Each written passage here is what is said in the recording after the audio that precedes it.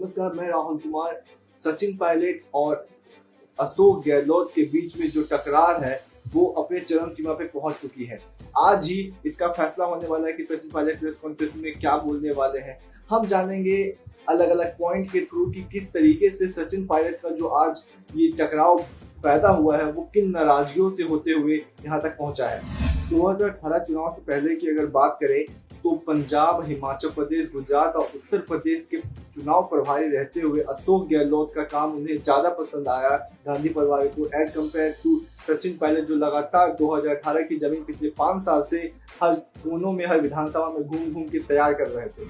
Ticket बंटवारे में भी नाराजगी साफ देखने को मिली थी। राहुल गांधी के फ्री हैंड सचिन पायलट को देने के बावजूद भी अशोक गहलोत ने चालाकी से 11 निर्दलीय अपने करीबी उतारे ही, साथ में राष्ट्रीय दल से गठबंधन के तौर पे अपने करीबी सुभाष गर्ग को भी टिकट दिलाने में सफल रहे थे। चुनाव के नतीजे आने के बाद बात थी नंबर दिखाने की। अशोक गहलोत ने यहाँ भी चालाकी की और 13 निर्दलीय और एक राष्ट्रीय लोकदल के विधायक को आला कमान के सामने पेश करके अपने गुटबुक को और मजबूत कर दिया। वहीं सचिन पायलट खेमे के कई सारे विधायक चुनाव हार गए थे। उप मुख्यमंत्री पद लेने के बाद पहले से नाराज चल रहे सचिन पायलट और नाराज तब हो गए जब उन्होंने ये शर्त रख दी कि वो भी मुख्यमंत्री के साथ ही शपथ लेंगे और साथ में ये भी कि राजभवन में राज्यपाल के बगल में ही उनकी सीट होनी चाहिए, जिसको लेकर अशोक गहलोत ने मना कर दिया कि उप मुख्यमंत्री का पद कोई संवैधानिक पद नहीं होता है और बाकी मंत्री के साथ वो बैठे। लेकिन सचिन पायलट इस पे अड़ गए कि उनकी कुर्सी भी साथ में होनी चाहिए। हाँ, में नंबर 2 की हैसियत रखने वाले सचिन पायलट को बाकी कैबिनेट मिनिस्टर के जैसा ही ट्रीट किया जा रहा था। एक घटना विधानसभा में घुसने को लेकर भी हुई जब वो उस गेट से, मेन गेट से घुस रहे थे जिस गेट से राज्यपाल, विधानसभा अध्यक्ष और मुख्यमंत्री घुसा करते हैं। पहली बार तो घुस के, दूसरी बार घुसते समय वहां के जो मास्टर होते हैं उन्होंने रोका। उसके बाद फिर अशोक गहलोत ने उनके लिए तीसरा रास्ता ढूंढा, लेकिन वहां से घुसने को इजाजत नहीं दी गई। मंत्रिमंडल विस्तार के दौरान भी सचिन पायलट खेमे को बहुत कम तवज्जो दी गई और उसके बाद भी जो मंत्री बने वो भी अशोक गहलोत की तरफ झुकते हुए नजर आए, जिसकी वजह से सचिन पायलट अपने आप को ठगा हुआ महसूस करने लगे थे।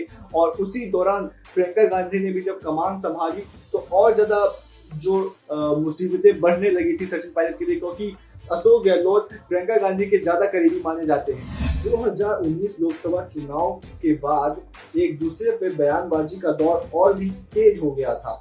अशोक गहलोत ने चुनाव की हार, साथ में खासकर अपने बेटे की चुनाव हार में सचिन पायलट के नेतृत्व पे सवाल खड़े किए और उनकी विफलता साबित करने में हर कोशिश की थी। साथ में सचिन पायलट ने भी मौका देखते हुए कोटा में नवजात बच्चों की मौत पे सरकार को घेरने में कोई कसर नहीं छोड़ी थी।